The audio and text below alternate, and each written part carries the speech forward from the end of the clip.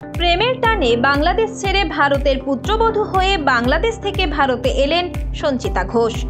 বনগাঁ পেট্রাপোল সীমান্ত এক অন্য বরযাত্রীর সাক্ষী থাকলো।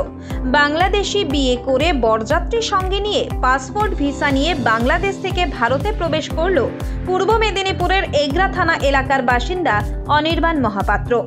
একদম বিয়ের সাজে নবদম্পতি। পেট্রাপোলে দম্পতিকে দেখে হতবাক গাড়ির ড্রাইভার থেকে যাত্রীর সকলে। অনির্বাণ ঢাকা শাহাবুদ্দিন মেডিকেল কলেজে মেডিকেল পড়তে যান 2016 সালে।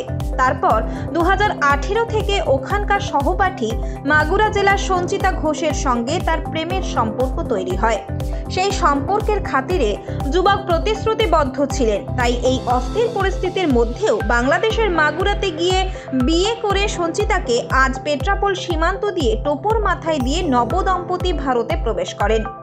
বিয়ে করে ভারতে প্রবেশ করে নববধূ খুব খুশি, কিন্তু এই অস্থিরতার জন্য পরিবারের অন্য সদস্যরা আসতে না পারায় সঞ্চিতার মন একটু ভারাক্রান্ত। তবে আগামী দিনের সমস্ত সমস্যা মিটে গিয়ে দুই বাংলার মেলবন্ধন আগের মতোই বজায় থাকুক, এই চাহিদা রয়েছে নবদম্পতির।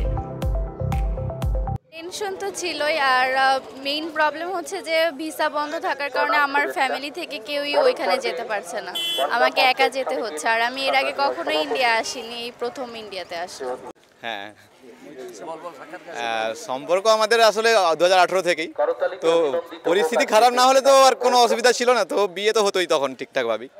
তো পরিস্থিতি যাই হোক, বিয়ে তো করবোই, এটা কমিটমেন্ট ছিল, কমিটমেন্ট তো নিভাবই। আর ভালোবাসা যখন আছে তো বিয়ে করবোই, তো ঝামেলার মধ্যেই বিয়ে করলাম, সেই জন্যই। না, সেরকম কোনো অসুবিধাতে পড়িনি। একটু ভিসা করাতে একটু কষ্ট পেয়েছি, সবার ভিসা করানোটা একটু টাফ ছিল, কারণ এই টাফ প্রসিডিওরে ওর বাড়ির লোক কেউ আসতে পারলো না। ইন্ডিয়া যেহেতু ভিসা দিচ্ছে না, ট্যুরিস্ট ভিসা, ওর বাবা মা কেউ আসতে পারলো না সঙ্গে, যেহেতু মেয়ে একাই এলো, তো এরকম ব্যাপার। আর আমাদের সঙ্গে যারা গেছে, বরযাত্রী যারা নিয়ে গেছি, তাদের ভিসা করানোটাও একটু কষ্টকর হয়েছে।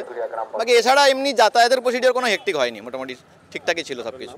আমার নাম, কিন্তু আমি গিয়ে দেখেছি সব ঠিকঠাক, কোনো প্রবলেম নেই। এদের আতিথেয়তা খুব ভালো, মধুর এবং মনে রাখবার মতন।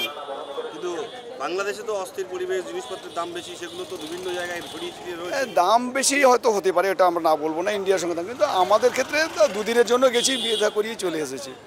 ছেলের সঙ্গে এই মেয়ের সম্পর্ক তো অনেক দিন আগে থেকে হয়ে আছে সোশ্যাল মিডিয়া। হ্যাঁ, সোশ্যাল মিডিয়া। আমার ছেলে ঢাকা শাহাবুদ্দিন মেডিকেল কলেজে MBBS করেছে, আর মেয়েও ওখানে শাহাবুদ্দিন মেডিকেল MBBS করেছে। ওদের সঙ্গে সম্পর্ক অনেক দিন আগে থেকে। আমি 2024 অক্টোবর মাসে ঢাকা জাজ কোর্টে রেজিস্ট্রি ম্যারেজ করিয়ে দিয়েছিলাম, তার জন্যই ভিসাটা পেতে সুবিধা হয়েছে। যেটা ওর পরিবারের কেউই আসতে পারেনি বিয়েতেও আসতে পারে না। বিয়েতে সেখানে বিয়ে হয়েছে, ইন্ডিয়ায় ঢুকতে পারলো না কেউ, শুধু একমাত্র মেয়ে ছাড়া আর কেউ আসতে পারলো। আমি খুব আনন্দিত, ওদের ব্যবহারের সঙ্গে খুব খুশি। আমি চাই ভারত বাংলাদেশের সঙ্গে সম্পর্ক আরও নিবিড় হোক, যে সমস্ত কালিমা যেসব মুছে যাক। এইসব ভেদাভেদটা আমাদের খুব পছন্দ হচ্ছে না।